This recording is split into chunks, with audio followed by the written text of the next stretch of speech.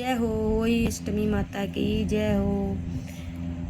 आज होई माता की कहानी सुना रही हूँ, कृपया ध्यान से सुनिए। एक साहूकार था जिसके 7 बेटे और 7 बहुएं थी। दिवाली के पहले कार्तिक वदी अष्टमी को सातों बहुएं अपनी इकलौती ननद के साथ जंगल में जाकर खदान में मिट्टी खोद रही थी। वहां पर स्याहू माता की मान थी। मिट्टी खोदते समय ननद के हाथ में स्याहू का बच्चा मर गया। इससे स्याहू माता बहुत नाराज हो गई और कहने लगी कि मैं तेरी कोख बांधूंगी। तब ननद अपनी सातों भाभियों से बोली, तुम में से कोई अपनी कोख बंधवा लो। लेकिन सातों भाभियों ने इनकार कर लिया। तो छोटी भाभी सोचने लगी कि अगर मैंने अपनी कोख नहीं बंधवाई तो सासू जी नाराज हो जाएगी। यह सोचकर ननद के बदले में छोटी भाभी ने अपनी कोख बंधवा ली। अब इसके बाद उसको जो बच्चा होता वह 7 दिन का होकर मर जाता। एक दिन पंडित को बुलाकर पूछा कि मेरी संतान क्यों मर जाती। तब पंडित ने कहा, तुम सुरही गाय की सेवा करो। सुरही गाय स्याहू माता की भाई वह तेरी कोख खुलवा देगी, तब तेरा बच्चा जिएगा। अब वह बहुत जल्दी उठती, सुबह चुपचाप सुरही गाय के नीचे साफ सफाई कर देती। सुरही गाय ने सोचा कि आजकल कौन मेरी इतनी सेवा कर रहा है कि आज मैं देख लूंगी।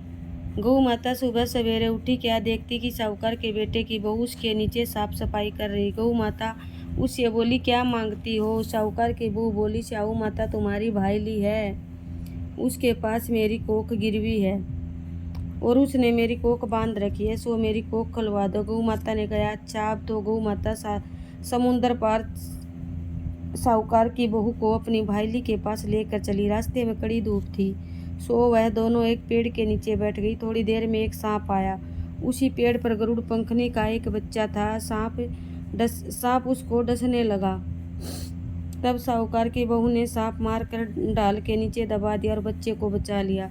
थोड़ी देर में गरुड़ पंखनी आई तो वह खून को देखकर साहूकार की बहू को चोंच मारने लगी।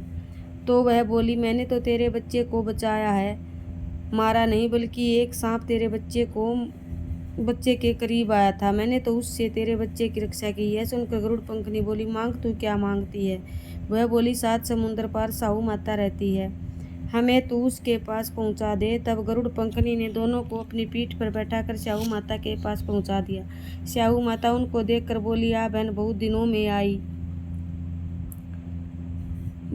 में आई है। फिर कहने लगी, बहन मेरे सिर में जुएं पड़ गई हैं। तब सुरही के कहने पर साहूकार की बहू ने उसकी सारी जुएं निकाल दी। इस पर स्याहू माता बहुत प्रसन्न हुई। बोली, तूने मेरे सिर में बहुत सलाई घेरी है, इसलिए तेरे 7 बेटे और 7 बहुएं होंगी। वह बोली, मेरे तो एक भी बेटा नहीं 7 बेटे कहाँ से होंगे। तो स्याहू माता बोली, वचन दिया, वचन से फिरूं तो धोबी की कुंड पर कंकरी हूँ। तब साहूकार की बहू बोली, मेरी कोख तो तुम्हारे पास बंद पड़ी है। यह सुनकर स्याहू माता बोली, तूने मुझे ठग लिया। जा, तेरे घर पर तुझे 7 बहुएं मिलेंगे, तू जाकर उजमन करिए, 7 वही बनाकर 7 कढ़ाई करिए। वह लौट कर घर आई तो वहां देखा कि 7 बेटे 7 बहू बैठी हैं। वह खुश हो गई। उसने 7 वही बनाई, 7 उजमन किए और 7 कढ़ाई करी। शाम के समय जेठानी आपस में कहने लगी कि जल्दी जल्दी धो पूजा कर लो, कई छोटी बच्चों को याद करके रोने न लग जाए। थोड़ी देर में उन्होंने अपने बच्चों से कहा, अपनी चाची के घर जाकर देखाओ कि आज वह अभी तक रोई क्यों नहीं, बच्चों को याद कर कर। तो बच्चों ने आकर कहा कि चाची तो कुछ मान रही है, खूब उजमन हो रहा है। यह सुनते जेठानियां दौड़ी दौड़ी आई और आकर कहने लगी कि तूने कोख कैसे खुलवाई। वह बोली, तुमने तो कोख बंधवाई नहीं थी, सो मैंने कोख बंधवा ली थी। अब स्याहू माता ने कृपा करके मेरी कोख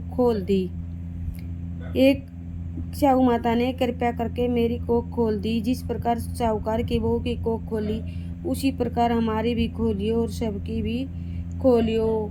कहो कहानी, पियो पानी। जय हो स्याहू माता की और जय हो होई माता की। होई माता के साथ साथ गणेश जी की कहानी भी कहते हैं, तभी कहानी संपन्न होती है। तो सुनिए गणेश जी की कहानी।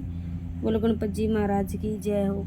एक दिन गणेश जी महाराज चुटकी में चावल और चम्मच में दूध लेकर घूम रहे थे कि कोई मेरी खीर बना दो। सबने थोड़ा सा सामान देख कर मना कर दिया तो एक बुढ़िया बोली, ला बेटा मैं तेरी खीर बना दूँ। और वह कटोरे ले आई तो गणेश जी बोले कि बुढ़िया माई कटोरी क्यों ले आई, टोप ले कर आ। अब बुढ़िया माई टोप लेकर आई और वह दूध से भर गया। गणेश जी महाराज बोले कि मैं बाहर जा कर आता हूँ, तब तक तू खीर बना कर रखना। खीर बनाकर तैयार हो गई। अब बुढ़िया माई की बहू के मुंह में पानी आ गया। वह दरवाजे के पीछे बैठकर खीर खाने लगी तो छींटा धरती पर लग गया, छींटा जमीन पर गिर गया, जिससे गणेश जी का भोग लग गया।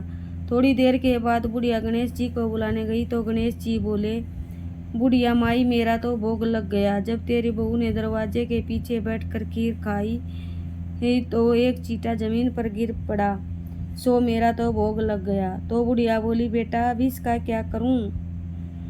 तो गणेश जी बोले, सारी खीर अच्छे से खा पी कर सबको बांट देना और बचे तो थाली में डालकर छीके पर रख देना। शाम को गणेश जी महाराज और बुढ़िया को बोले कि बुढ़िया मेरी खीर दो।